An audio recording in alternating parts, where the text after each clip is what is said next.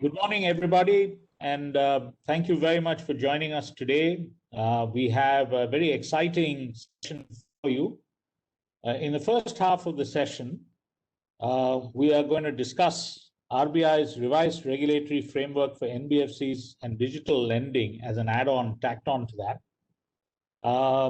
This is subsequent to the discussion paper on the revised regulatory framework for NBFCs, a scale-based approach, which was issued by or released by the Reserve Bank of India on the 22nd of January 2021. We have a very eminent panel that will help us go through that today. And we also have with us Shri Amit Tiwari, Chief Operating Officer of LoanTab Financial Technologies Private Limited. Amit is a senior banker with 20 years of experience, primarily in retail lending and lending in leading private sector banks in India. He has led large teams handling functions across business development, credit, and risk.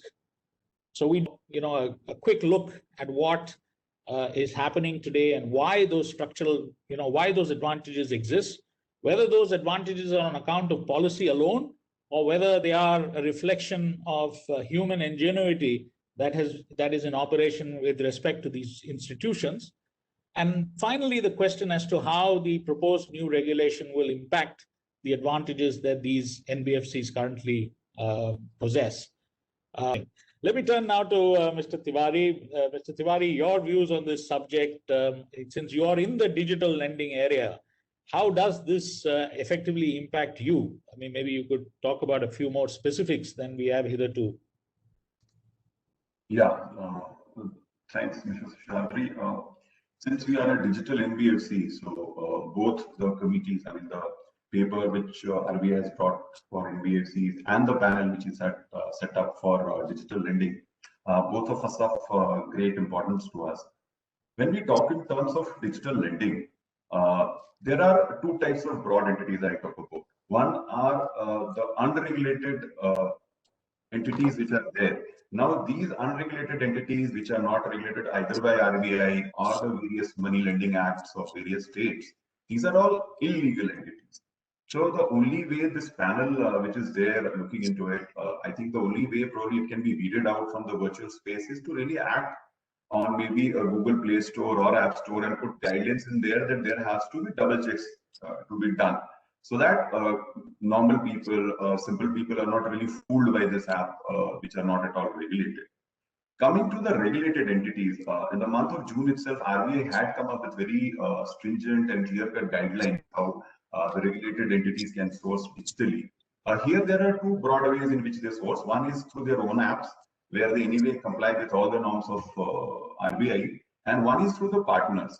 Now, when we talk in terms of partners, these digital partners, if we keep in mind, all of us who have seen those boom of retail lending, where all these major private banks are doing a lot of home loans, a lot of auto loans and all, it was only on the back of the DSA model which was there.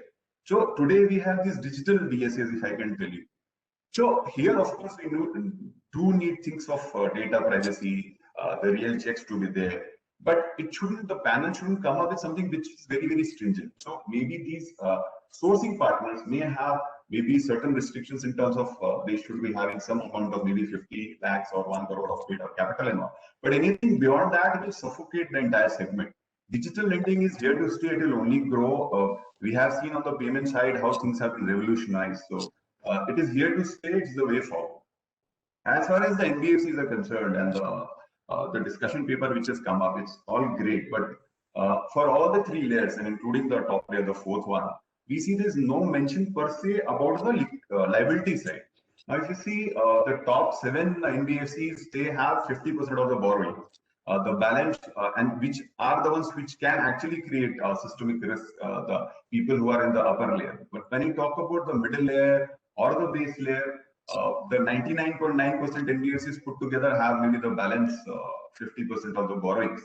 So that is one area where probably the paper should really look into.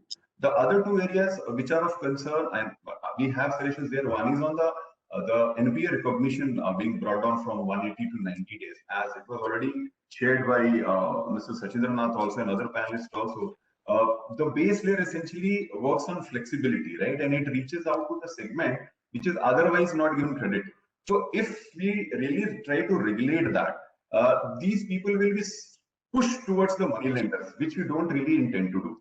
And also, when we talk in terms of net owned funds being moved from 2 crore to 20 crore, now that will take away any startup which wishes to enter into this space. Of course, all of us who are here are NBFCs already, and we already have much more net owned funds. But what about the maybe a new banker thinks about doing something very sector specific or geography specific, and if we ask about a 20 crore net owned funds to start with, I think that becomes too big a barrier to start with. There's a question that has come through, and let me just read it. I also feel that NBFCs have grown at a growth much higher than industry average growth of credit. NBFCs have done too much for wholesale lending, particularly in real estate sector, structured finance, complex financing, thereby having high risk in their balance sheet. There is also a feeling that there is not much transparency in NPA recognition. What is the view of panelists? Would any one of you like to answer that question? Mr. Tiwari, basically what I'm hearing from the panelists is that the regulations are all welcome. All of them are responsible players in this space. They want the segment itself to do well. But what they are asking for is some method of accessing liquidity where some form of partial credit guarantee, some entity that can, credit enhance the risk that they provide.